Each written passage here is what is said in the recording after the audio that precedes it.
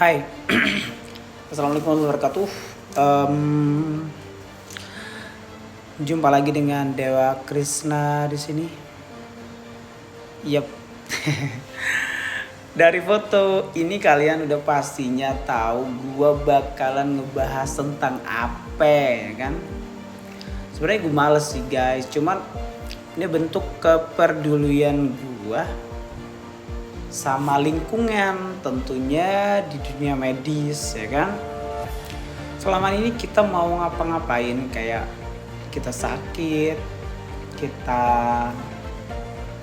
entah itu untuk kesehatan, baik kesehatan jasmani, rohani, atau mungkin hamil, ya kan. Kita rujukan pertama adalah dokter yang dokter bisa dibilang adalah wakil Tuhan di situ. Jadi setelah kejadian ini, gue sendiri jadi mikir kayak mana caranya kita percaya lagi, gitu kan. Sebenarnya sebelum kejadian hal seperti ini, dari dulu udah pernah dengerin desas-desusnya orang yang periksa ke dokter tentang kehamilan tuh dilecehkan.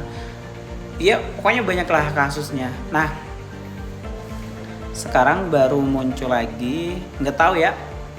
Yang gue tahu cuman 2 orang ini bikin gede banget, bikin kepercayaan kita terhadap dunia medis, dunia kedokteran itu berkurang.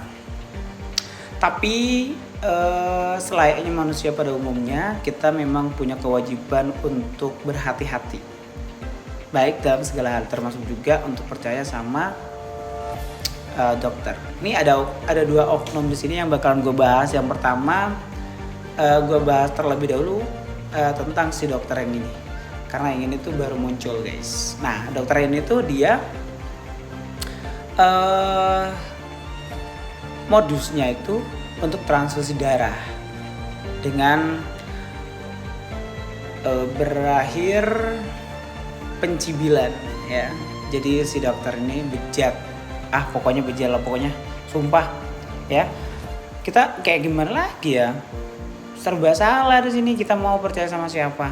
Sumpah kalau aku pribadi, kalau udah ada di rumah sakit, apalagi ngelihat keluarga yang sedang terbaring, itu pasti panik, dan yang ada di pikiran itu cuma satu doang, apapun mau dilakuin, apa aja, apalagi cuma transfusi darah. Aku pun juga bakal memikirkan seperti itu. Jadi pola pikir tuh udah mulai kayak apa ya namanya, pendek banget gitu. Nah ini pun yang terjadi sama korban yang ketemu sama dokter ini. Nah ceritanya tuh, si dokter ini nawarin gitu untuk transfusi darah. Entah mungkin sepengetahuan gua salah satu dari keluarga itu masuk rumah sakit dan butuh transfusi darah. Bersedialah si korban ini untuk mendonorkan darahnya, dan anehnya beliau digiring ke satu lift dan dibawa ke lantai yang masih kosong. Tanya lah kok ke sini gitu. Iya, transfusinya di sini. Disuruh berbaring seperti biasa. Kalau kita transfusi darah, kalau yang sering donor darah pasti tahu, disuruh berbaring, relax, dan segala macam. Anehnya tuh dibius. Ya, selanjutnya udah pada tahu ya, kenapa harus sebejat ini. Kita lanjut ke yang satunya. Yang satunya itu baru masih hangat banget. Nah, dia itu kayak dokter kandungan gitu. Just information, kalau dari aku pribadi, lu pada yang udah pada beristri, terus istrinya sedang hamil, be safe lah guys ya. Kalau mau ke dokter kandungan, you make sure bilang sama perawatnya, ada dokter yang cewek nggak? Biar cewek aja yang nangani urusan begituan.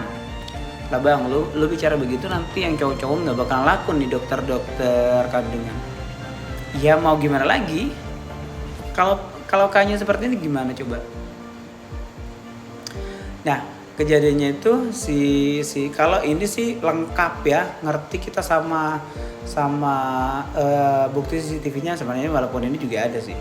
Nah ini beredar banget kayak nggak tahu ya, modus banget sih. Sumpah, gede gue lihat wajahnya. Sumpah, liatin. Lu bisa lihat kan wajahnya dia? Yang atas ya. Lu lihat aja wajahnya, gede lihatnya. Dengan modus periksa kehamilan.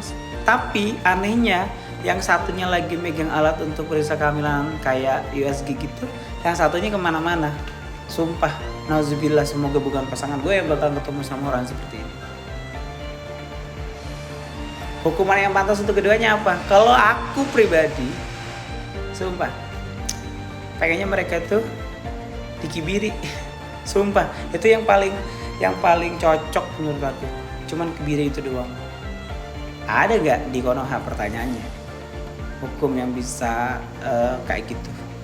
Kalau cuman dipecat dari jabatan atau dikasih sanksi nggak boleh menjabat sebagai dokter sama sekali, rasanya belum cukup untuk orang yang seperti ini. Ini biar menjadi efek jerah juga, biar selanjutnya nggak ada lagi orang-orang yang seperti ini.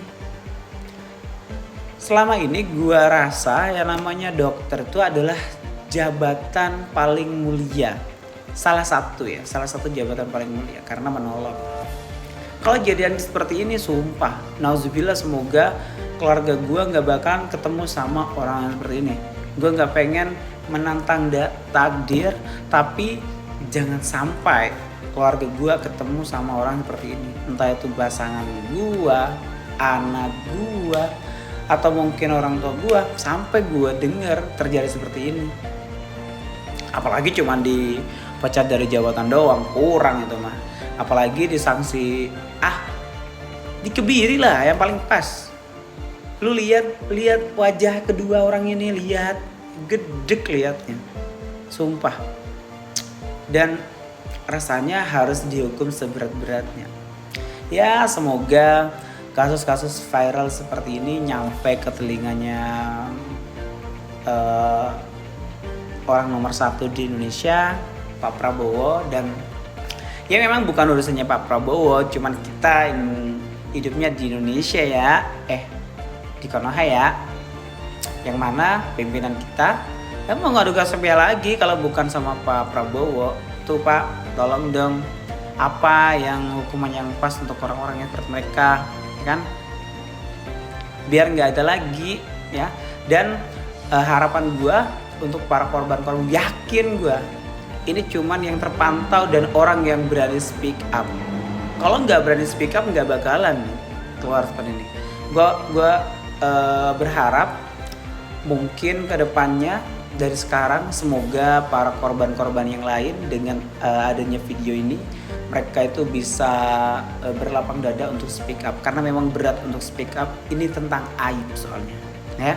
Semoga mereka pada bisa speak up biar mereka kedua oknum dokter ini bisa diberi sanksi yang seberat-beratnya. Indonesia tidak boleh ada kayak ginian lagi. Indonesia semoga dunia kedokterannya bisa kembali pulih. Semoga ya syukurilah apa yang menjadi pekerjaan kalian. Kalau kalian memang tidak passionnya di kedokteran ya nggak usah jadi dokter ya kan. Kan banyak masih yang memang dia itu pintar dan pengen jadi dokter. Nggak harus cabul kayak kalian. Semoga pemerintah juga bisa berbuat adil. Kebiri dah yang paling pas. Assalamualaikum.